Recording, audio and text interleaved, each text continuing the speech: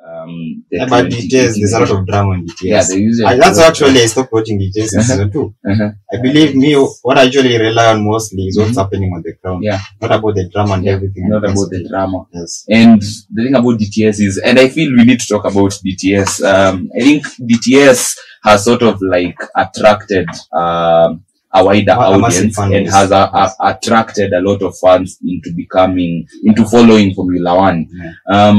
Prior to DTS, you'd find out that in a country like America, people never actually used to watch Formula But it's funny though, because actually, during my attachment phase, I was working at Karen Blixen. So I used to get like most, during that time, it was the Middle East migration around that area. So you could find a guy from Texas, from Austin, where Formula One is being held.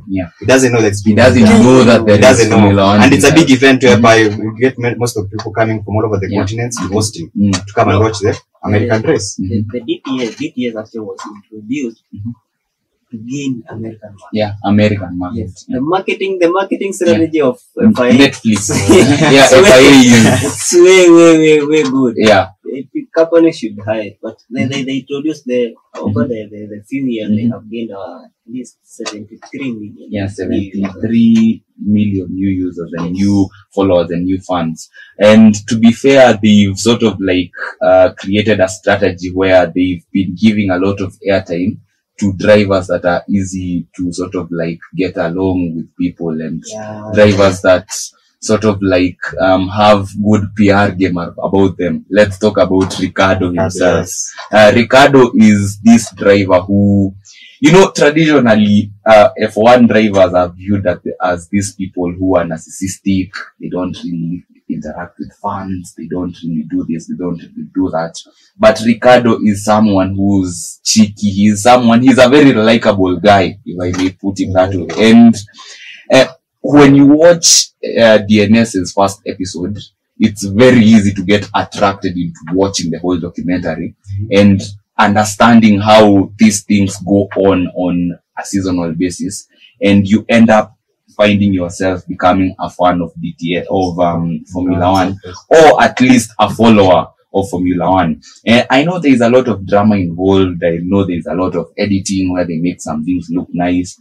But don't you feel like DTS in a way is possibly the best thing to ever happen to the sport itself? Because right now, in the next 2 or 3 years, Formula One in itself will probably be going toe to toe with how football is seen by a lot of people worldwide nowadays. Don't you feel that it's had a massive effect?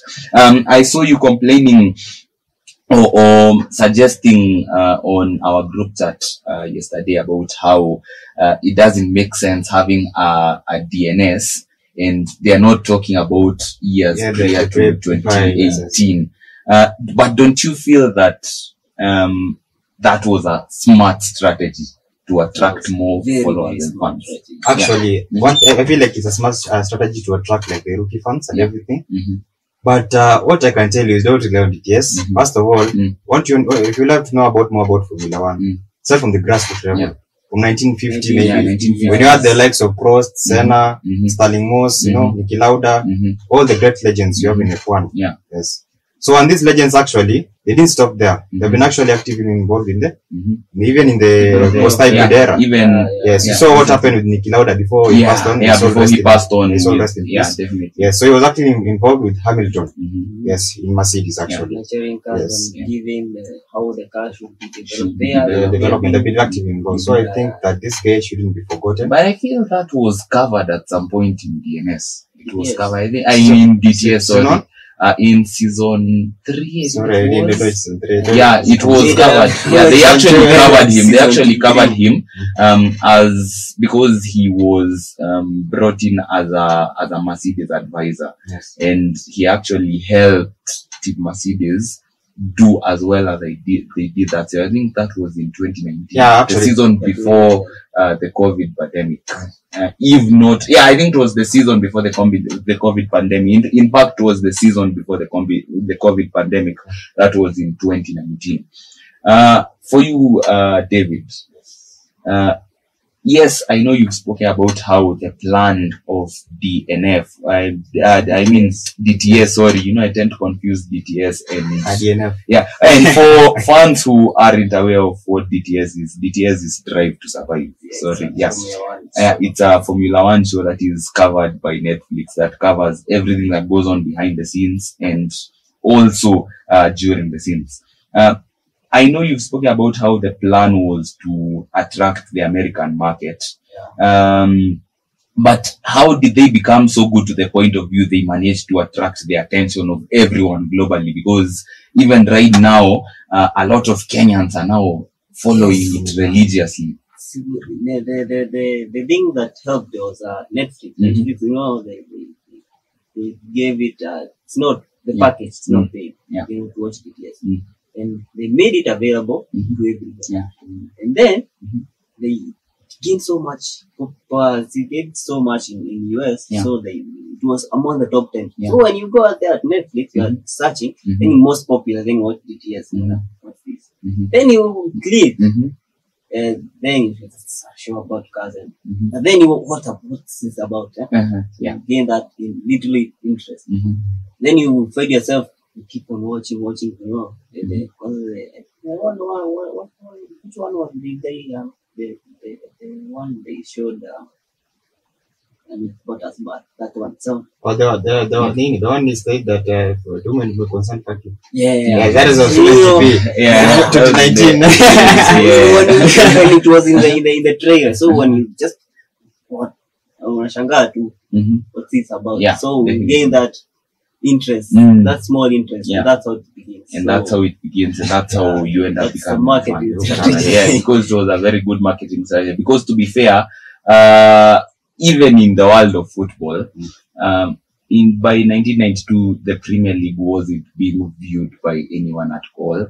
But now, what they did was that they saw what NBA were doing with TV, because they were using television as a way to sort of like attract more fans into becoming basketball fans.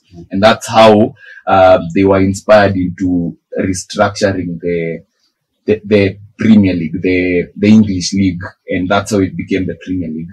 And that's how they started sort of like,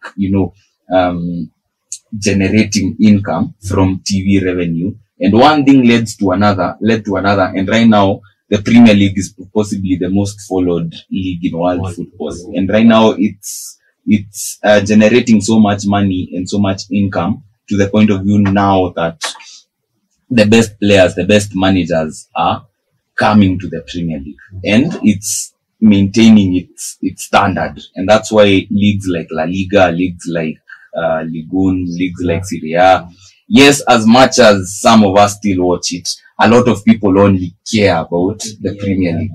It's all about marketing. It's all about PR. And that's what I was saying, even by choosing to give people like Ricardo so much airtime, that is calculated, because they know Ricardo is someone who would sort of like attract the attention or someone like the Team Haas principal, who himself